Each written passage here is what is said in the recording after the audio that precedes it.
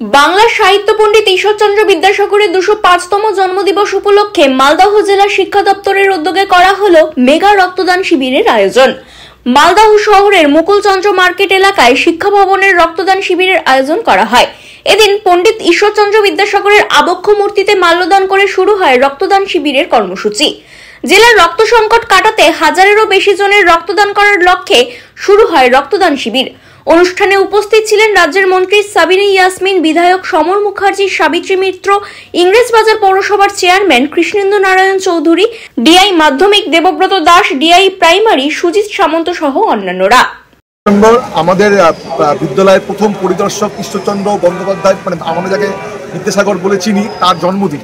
সেই উপলক্ষে আমরা জেলা শিক্ষা দপ্তরের তরফ থেকে মাধ্যমিক, প্রাথমিক, শারীরিক শিক্ষা এবং মাস এডুকেশন, লাইব্রেরি সবাই মিলে একটা টিচারদের সহযোগিতায় একটা বড় রক্তদানের শিবিরের আয়োজন করা হয়েছে।